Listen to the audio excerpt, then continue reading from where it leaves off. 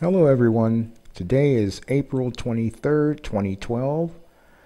There were 12 earthquakes so far today, and I heard a report that there was a small 3.8, 3.9 earthquake in Los Angeles, but the USGS hasn't sent me anything on that yet. So here we go. We have a 4.5 in North Indian Ocean, 5.1 Guatemala, 4.6 in Mexico, another 4.3 in Mexico, Tonga region 5.1, a 5.0, Tonga, Tajikistan a 4.5, in the Kuril Islands a 4.6, 4.8 Tonga region again, 4.3 in Argentina, another 5.0 Tonga region, 5.2 in Barbar, Indonesia, and that was the last one.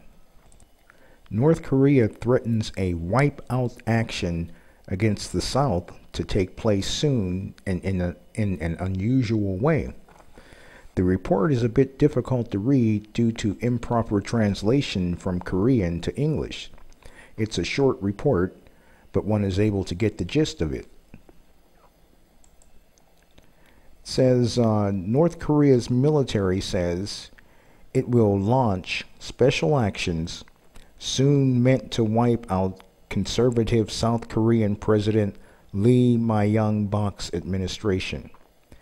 The Army statement carried by the state media Monday said the action will last 3 to 4 minutes and be carried out by unprecedented particular means and methods of our own style.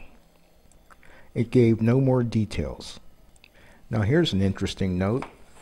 In the not too distant future, the Chinese and the Russians, who both are allied with North Korea, are planning military naval exercises in the area. We'll just have to wait and see how that one turns out. There was an explosion and a fire at a Japanese chemical plant yesterday, April 22nd.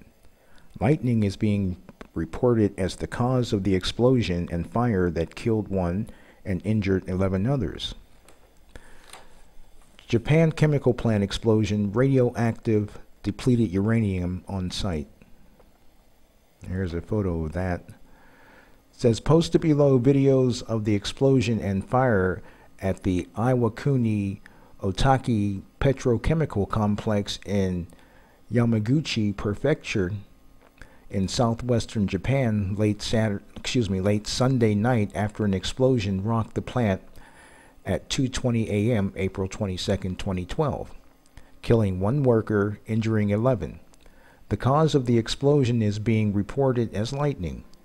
Also at the site, stored uranium for nuclear fuel and radioactive waste. The complex is reported as being used for the manufacture process of chemical adhesives.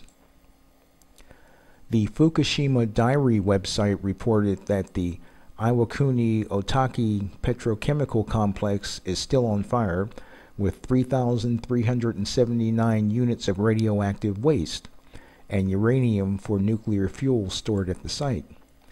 Now here's a couple of videos that you guys might want to check out. I've seen this one already. I haven't taken a look at this one yet. But I'll put the links down below and you guys can check that out if you're interested, but I'll continue here.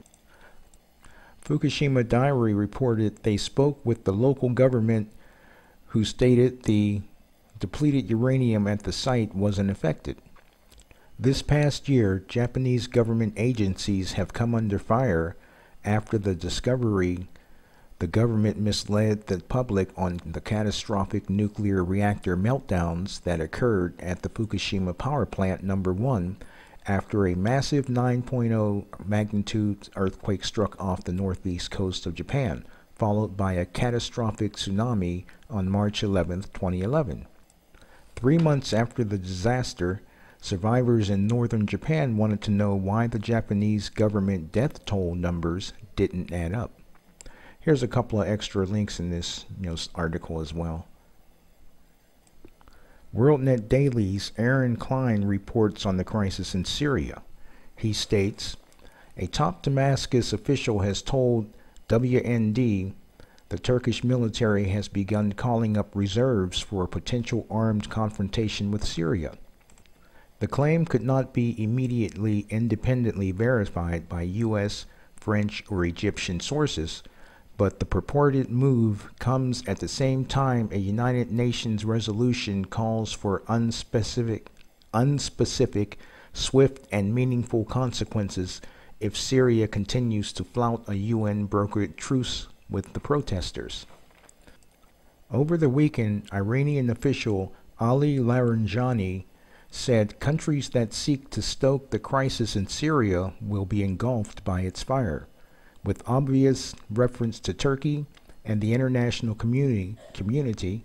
Laranjani warned unnamed countries against waging war on Syria, saying a confrontation is like playing with gunpowder. A snowstorm hits the U.S. Northeast while records are being broken in the Midwest. A spring nor'easter packing soaking rains and high winds unleashed a burst of winter and up to a foot of snow in higher elevations inland, closing some schools and sparking concerns of power outages. Just when winter appeared to be over, Jack Frost made an unexpected appearance in the Northeast as late-season snow fell and parts of New England faced the threat of flooding. Now here's a human interest story that should get your goat.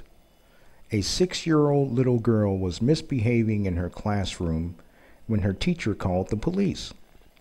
The child was arrested, handcuffed, charged with battery, held in custody for about an hour, and then released. Has the world gone crazy? She is only 6 years old, just a baby. The matter should have been handled in-house and not as a criminal complaint. What's even more shocking is that the police actually arrested her and charged her, and now, even though she's home with her parents, she has a criminal record. On April 13th, our 6-year-old daughter, Celicia Johnson, was handcuffed and arrested at her school, Creekside Elementary in Baldwin, Georgia, for a so-called temper tantrum. She was charged with battery and suspended for the remainder of the school year. The school took all of these actions without notifying us. Although they claimed to have called, we did not have any record of these calls on any of our phones. As a result, our daughter was in police custody for more than an hour before we knew. Celicia had been traumatized by this experience.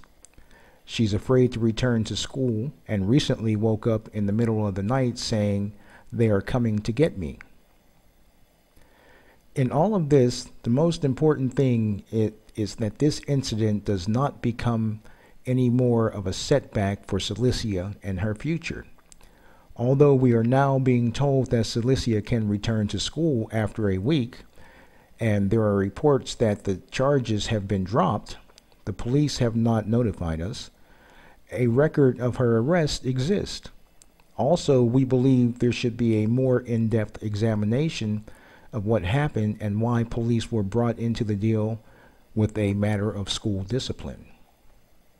We are calling on Midgeville officials to remove any record of Celicia's arrest and end the use of police in school discipline. Please join us in demanding justice for Celicia.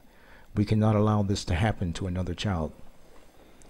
So if you guys are interested in signing the petition, I did. It's up here. I'll put the link down below. Proverbs 10:29 through 32. The way of the Lord is strength for the upright, but destruction will come to the workers of iniquity. The righteous will never be removed, but the wicked will not inhabit the earth. The mouth of the righteous brings forth wisdom, but the perverse tongue will be cut out. The lips of the righteous know what is acceptable, but the mouth of the wicked what is perverse. God bless you all.